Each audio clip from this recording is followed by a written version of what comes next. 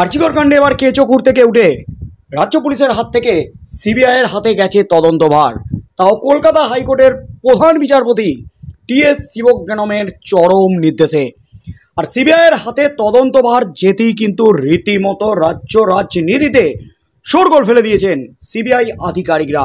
নড়ে চড়ে বসেছে দিল্লি থেকে এসেছে 20 জনেরও বেশি সিবিআইয়ের এক বিরাট টিম।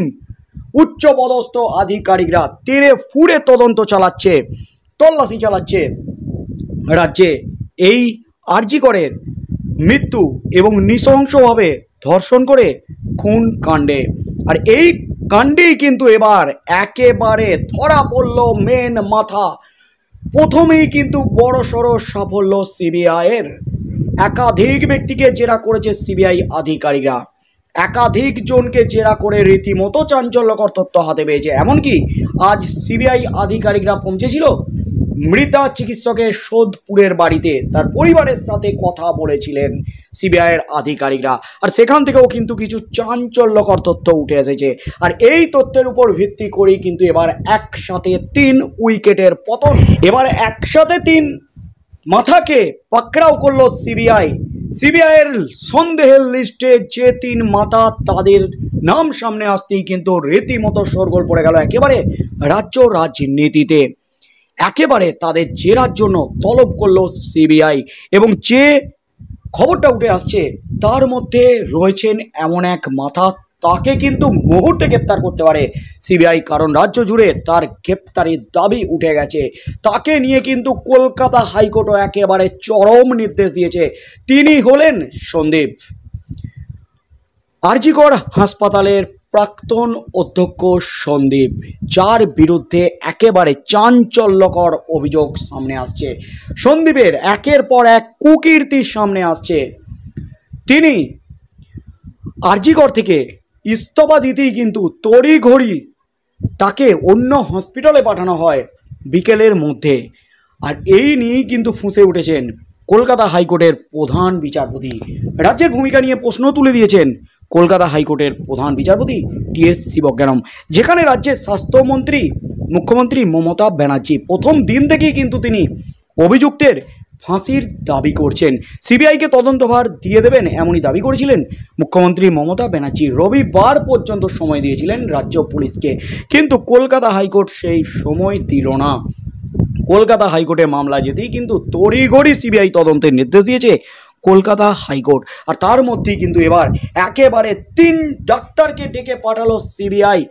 যে সমস্ত কল রেকর্ডিং ভাইরাল হয়েছে তাতে কিন্তু যে বিস্ফোরক অভিযোগ সামনে এসেছে, সঞ্জয়কে বলির পাঁঠা করা হচ্ছে। সঞ্জয় এই কাণ্ডে জড়িত নয়, এর থেকেও বড় মাথা জড়িত একজন অত্যন্ত উচ্চপদস্থ রাজনৈতিক ঘনিষ্ঠ ব্যক্তির পরিবারের কেউ জড়িত আছে এই কাণ্ডে। আর তার পরপরই কিন্তু সিবিআই অ্যাকশন শুরু করলো। 3 ডাক্তারকে জেরার জন্য ডেকে পাঠালো সিবিআই। এই মুহূর্তে সবচেয়ে বড় খবর, যত দ্রুত সম্ভব আরজিকর কাণ্ডে সিবিআইকে শীঘ্রই মামলা হাতে নেওয়ার নির্দেশ দিয়েছিলেন কলকাতা হাইকোর্টের প্রধান বিচারপতি টিএস শিবজ্ঞানম। আর আদালতের নির্দেশ পেতেই তেড়ে ফুড়ে ময়দানে সিবিআই। 3 জনকে তলব করলো কেন্দ্রীয় তদন্তকারী সংস্থা। পদত্যাগী এমএসভিপি সঞ্জয় বশিষ্ঠকে তলব করা হয়েছে বলে জানা যাচ্ছে। সিবিআই সূত্রে খবর, সঞ্জয় বশিষ্ঠ ছাড়াও তালিকায় রয়েছেন 2 জন চিকিৎসক। তাদের মধ্যে চেস্ট বিভাগের প্রধান অরুণাভ দত্ত চৌধুরী এবং ফরেন্সিক বিভাগের চিকিৎসক যিনি ময়না তদন্তের সঙ্গে যুক্ত মলি বন্দ্যোপাধ্যায়কেও তলব করা হয়েছে। এদের মধ্যে কয়েকজন ইতিমধ্যেই এসে পৌঁছেছেন সিবিআই দপ্তরে। এমনই কিন্তু খবর উঠে আসছে তাদের জোরদার জেরা চলছে, এমনই কিন্তু খবর উঠে আসছে তাদের বয়ান রেকর্ড করা হচ্ছে। এদিকে আজ আবার নির্যাতিতার বাড়িতে গিয়েছিলেন কেন্দ্রীয় তদন্তকারী সংস্থার আধিকারিকরা। প্রসঙ্গত, সিবিআই সূত্রে জানা গেছে কেন্দ্রীয় এজেন্সি দিল্লি AC1 শাখায় মামলা রুজু করে তদন্ত শুরু করেছে। জানা যাচ্ছে মৃতা চিকিৎসককে ন্যায় বিচার পাইয়ে দিতে 12 জনের একটি দল গঠন করেছে সিবিআই। সেখানে রয়েছে ফরেন্সিক বিশেষজ্ঞ ডাক্তার ও তদন্তকারী আধিকারিকরা।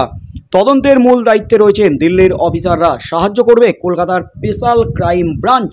মৃতা চিকিৎসককে বিচার দিতে এবার মহিলা অফিসারকে তদন্তকারী অফিসার হিসাবে নিয়োগ সিবিআইয়ের।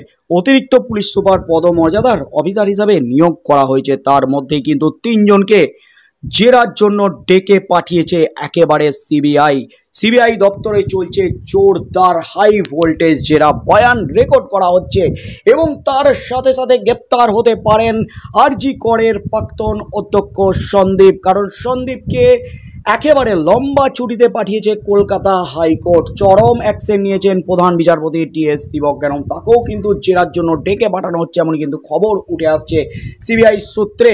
কারণ তিনিই কিন্তু আসল গুগু, তাকে চেপে ধরলে, তাকে জেরা করলেই কিন্তু আসল তথ্য সামনে আসবে। কিভাবে সেদিন এই ঘটনা ঘটলো, সেমিনার রুমের চাবিকে খুলে দিল এবং এর সাথে কে কে জড়িত, কারণ ময়না তদন্তের রিপোর্টে হিম করা তথ্য সামনে এসেছে। 150 গ্রামের মতো শুক্রাণু পাওয়া গেছে এই মৃত মহিলার যৌনাঙ্গে। সেই নিয়ে কিন্তু প্রশ্ন উঠে গেছে, একজনের কাজ কি এটা হবে? কারণ 150 গ্রামের মতো শুক্রাণু, অন্তত 5 থেকে 6 জন এই কাণ্ডে জড়িত আছে।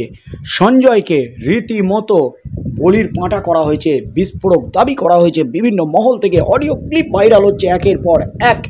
সেই অডিও ক্লিপ ঘিরেই কিন্তু রীতিমতো হইচই পড়ে গেছে গোটা রাজ্যে।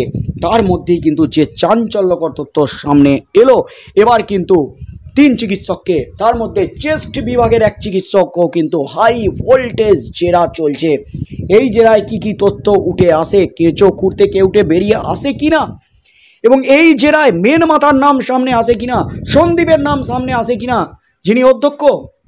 আর যে বিস্ফোরক দাবিগুলি করা হচ্ছিল এই আরজি কর কাণ্ডে, এই নৃশংসভাবে হত্যাকাণ্ডে, চেস্ট বিভাগেরই কেউ জড়িত আছেন। আর এবার কিন্তু সন্দেহের তালিকায় চেস্ট বিভাগের এক চিকিৎসককে জোরদার জেরা চালাচ্ছে সিবিআই আধিকারিকরা। শেষ পর্যন্ত এই জেরায় কি তথ্য উঠে আসে, এই 3 জনকে কি আজ গ্রেপ্তার করবে সিবিআই শেষ পর্যন্ত? কারণ তদন্তে বা সহযোগিতা না করলে বা জেরায় যদি অসঙ্গতি কিছু লক্ষ্য করা যায়, তাহলে কিন্তু সিবিআই গ্রেপ্তার করতে পারে এই 3 জনকে। তার সাথে সাথে সিবিআই লিস্টে কিন্তু সন্দীপ। তাই এবার কি হতে চলেছে, এই জেরায় কি তথ্য উঠে আসে, সেদিকেই চোখ থাকবে গোটা রাজ্যের।